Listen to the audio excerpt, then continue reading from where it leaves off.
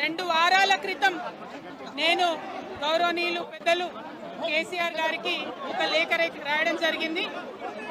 నేను ఈ విధంగా కేసీఆర్ గారికి ఇదివరకు కూడా నా ఒపీనియన్స్ ఎప్పుడున్నా కూడా లేఖ ద్వారా చెప్పడం జరిగింది.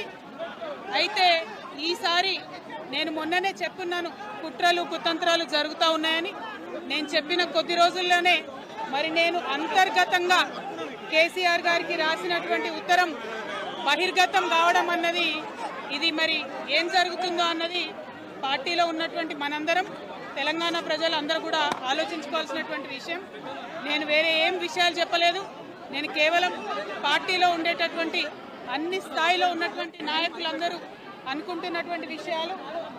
దాదాపు సగం తెలంగాణ నేను ఈ సందర్భంగా ఈ మధ్యలో టూర్ చేసినటువంటి సందర్భంలో తెలంగాణ ప్రజలు అనుకుంటున్నటువంటి విషయాలను మాత్రమే నేను పెద్ద ఎత్తున చెప్పడం జరిగింది తప్పితే నా పర్సనల్ ఎజెండా ఏమీ లేదు. నాకు వ్యక్తిగతంగా ఎవరి మీద ద్వేషం లేదు, ఎవరి మీద ప్రేమ లేదు. కానీ నేను రాసినటువంటి లేఖ చాలా అంతర్గతంగా పార్టీలో మా నాయకుడికి రాసినటువంటిది. అటువంటిది బహిర్గతమైందంటే మరి దాని వెనుక ఉన్నది ఎవరన్నటువంటిది ఆలోచించుకోవాల్సినటువంటి సందర్భం. I have return to my father Shri KCR గారు feedback which I got from every stature of the leader from our party and from Telangana people broadly 2 weeks back. I've always written to my father at various stages. Whenever I needed to give him any feedback, I've always written to him. But this time it got out. I believe it is a handiwork of some of the cowards in the party, and party should decide how to deal with them. I have not written anything negative against KCR Garu or the party. To strengthen the party and to work for the people of Telangana. Feedback mechanism is necessary, and that is what I have done. Thank you. Jai Telangana.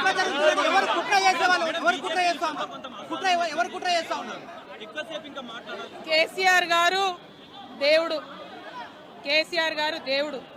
కానీ కేసీఆర్ గారి చుట్టూ కొన్ని దయ్యాలు ఉన్నాయి. వాళ్ళ వల్ల చాలా నష్టం జరుగుతున్నది. పార్టీలో ఉండేటటువంటి నాకు, నేను కేసీఆర్ గారి కూతుర్ని, అంతరంగికంగా నేను రాసినటువంటి లేఖనే బయటికి వచ్చిందంటే మరి ఇతర సామాన్యుల సంగతి, ఇతరుల పరిస్థితి ఏంటి పార్టీలో అన్నది ఇవాళ చర్చ జరగాల్సినటువంటి అవసరం ఉన్నది. దానికోసమే ఇవాళ నేను మీతో మాట్లాడుతూ ఉన్నా తప్పితే రెగ్యులర్గా నేను ఇచ్చిన ఫీడ్బ్యాక్ అందులో స్పెషల్ ఏం లేదు. ఏ మీటింగ్ అయినా ఏదైనా కూడా నేను సార్కి ఇస్తానే ఉంటాను.